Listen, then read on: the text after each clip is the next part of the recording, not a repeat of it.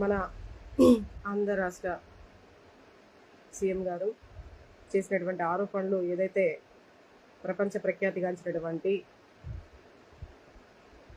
ప్రజలందరికీ కూడా ఎంతో సెంటిమెంట్గా భావించేటటువంటి కలియుగ ప్రత్యక్ష దైవం స్వయంభూ అయినటువంటి తిరుమల తిరుపతి దేవస్థానంలో స్వామివారికి నైవేద్యంగా చేసేటటువంటి లడ్డు మీద ఆరోపణలు చాలా ఖండించదగినటువంటి విషయం. అదే లడ్డూని మనం అందరం కూడా ప్రసాదంగా తీసుకుంటాం. గత 5 సంవత్సరాల నుంచి ప్రసాదం తయారీలో యానిమల్ ఫ్యాట్ కలిగి యాడ్ చేసి చేస్తున్నారని చెప్పేసి మన సీఎం గారు ఆరోపణలు చేశారు. ఇది ఎంత మాత్రమూ కరెక్ట్ కాదనేది నా యొక్క ఉద్దేశం. అందులో ఏమాత్రం నిజం లేదనేది కూడా నేను భావిస్తూ ఉన్నాను. అదేమైనా కనుక ఉంటే ఖచ్చితంగా ఎంతోమంది స్వామివారిని దర్శించుకుంటూ ఉంటారు నిత్యం, కోట్ల మంది. మరి ఏ ఒక్కరికి కూడా చిన్న అనుమానం కూడా రాలేదు అంటే అందులో అసత్యం ఉందనేది, బాబు గారు చేసినటువంటి ఆరోపణలో అసత్యం ఉందనేది ప్రతి ఒక్కరూ కూడా గ్రహించాలి.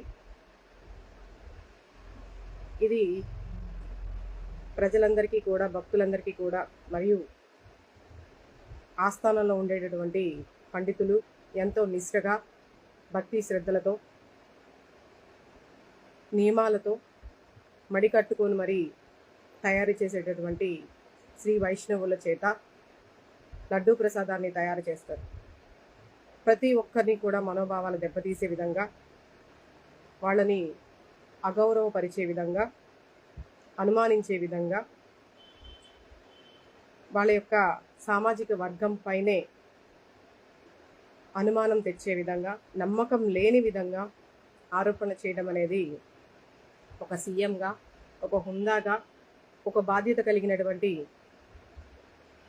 రాష్ట్ర యొక్క ముఖ్యమంత్రి వర్యులు ప్రసాదం పైన ఇలాంటి ఆరోపణలు చేయడం అనేది నిజంగా చాలా బాధించదగినటువంటి విషయం. గతంలోనే టీటీడీ ఈఓ గారు శ్యామలారావు గారు ఆయన చెప్పడం జరిగింది. జూలై నెలలో